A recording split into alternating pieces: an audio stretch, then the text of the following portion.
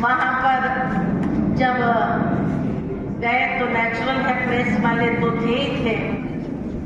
तो प्रेस वाले ने, एक भाई ने इंटरव्यू लेते हुए प्रश्न पूछा कि श्री राम को आप भगवान मानते हो, देव मानते हो या मानव मानते हो, है ना? तो हमने उस समय, बाबा तो टचिंग अच्छी कर ही देता है, और बाबा ने 2-3 दिन पहले भी कहा कि जब मैं देखता हूँ कि बच्चे क्या जवाब है, मूंझ ना जाए, तो बाबा प्रवेश करके भी बुलवा देता है। तो उस समय यही आया कि उन्होंने जैसे पूछा कि आपको आप भगवान मानते हो, देव मानते हो, मानव मानते हो? मैंने कहा तीनों ही मानते हैं, क्योंकि उन्होंने परमात्मा तो पूछा नहीं। और बाबा तो हम बच्चों को कहते हैं भगवान भगवती तो मैं बनाता ही हूँ तुम्हें, तो भगवान तो है ही है ना? भगवान का मतलब क्या है? तो मैंने उसको यही बताया कि भगवान का मतलब भ माना भूमि, ग माना गगन, व माना वायु, अ माना आकाश, न माना नीर। तो जिन्होंने पांचों तत्वों के ऊपर अधिकार प्राप्त किया था, ऐसी शक्ति थी जिनके पास, वो भगवान भी है। दिव्यता संपन्न, दिव्य गुणों से संपन्न थे तो देवता भी है।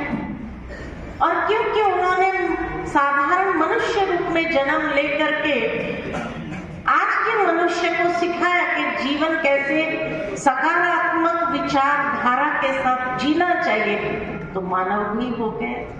तो तीनों ही है। उसके बाद उन्होंने दूसरा प्रश्न पूछा कि हमने सुना ब्रह्मा कुमारियां सनातन धर्म को नहीं मानती है। मैं कहा नहीं मानती है, ये बैच देखो। मैंने कहा ये बैच के ऊपर किसका चित्र है? लक्ष्मी नारायण राधे कृष्ण। तो राधे कृष्ण लक्ष्मी नारायण कौन थे? सनातन थे ना। तो हम तो और ही उसको अपने दिल में लगा करके घूम रहे हैं, और हमारा लक्ष्य यही है कि हम सनातन धर्म की पुनः स्थापना में भगवान के मददगार बने, और यही लक्ष्य के साथ हम कार्य कर रहे हैं। हरेक के अंदर, हरेक के दिलों में ये झंडा लहराने का काम। तो कौन कहता है सनातन? किसने आपको ये गलत इंफॉर्मेशन दे दी? तो बेचारा भूल गया। फिर तीसरा प्रश्न कहा कि हमने सुना ब्रह्मा कुमारियां अविवाहित रहती है। मैंने कहा किसने कहा? हम तो सब शादीशुदा है। लोग पति को परमेश्वर मानते, हमने परमेश्वर को पति माना। कौन कहा कि हम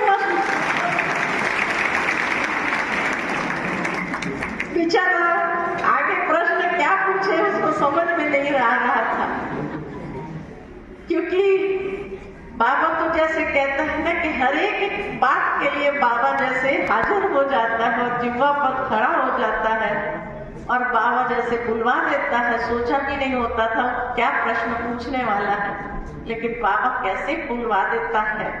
तो ये बड़ा अच्छा लगता है। कहीं ऐसे और भी प्रश्न पूछे तो बाबा जवाब देने के लिए जैसे हाजिर हो जाता है, और बहुत सुंदर अनुभव भी करा देता है।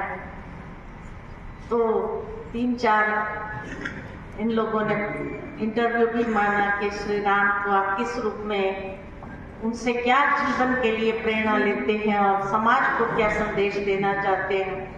हमने कहा जिस तरह श्री राम मर्यादा पुरुषोत्तम रहे और मर्यादा पुरुषोत्तम होकर के उन्होंने जीवन बिताया, आज का मानव भी अगर सचमुच मर्यादा पुरुषोत्तम बन जाए और उन मर्यादाओं को जीवन के आचरण में अगर ले आए, तो घर घर में राम लल्ला जरूर आएगा और राम राज्य बनने में कोई देरी नहीं होगी। तो इस तरह बाबा समय पर ऐसे ही बुद्धि का ताला खोलता है और ऐसी बातों को निकलवाता है जो खुद भी कई बार आश्चर्य हो जाता है कि ये क्या बोल दिया, बाबा ने क्या बुलवा दिया। तो बहुत अच्छा अनुभव रहा। और बाबा ने बहुत अच्छा अनुभव कराया। तो आप सबके साथ वो अनुभव शेयर करने का आज ये सुंदर अवसर मिला। उसके लिए थैंक्स तो बहन जी को, जिन्होंने आप सबको भी यहाँ एकत्रित किया, लिया जिनके कारण भले वो स्कूल में हम सबके बीच में हाजिर नहीं रह सके, लेकिन सूक्ष्म में तो यही है। और साथ में हमारे सारे भोपाल की वरिष्ठ बहनें, साथी बहनें, छोटी बहनें सब और भाई बहनें भी पहुंच गए हैं। ये देख करके बहुत बहुत खुशी हो रही है, खुशी हो रही है। बहुत बहुत धन्यवाद दीदी जी।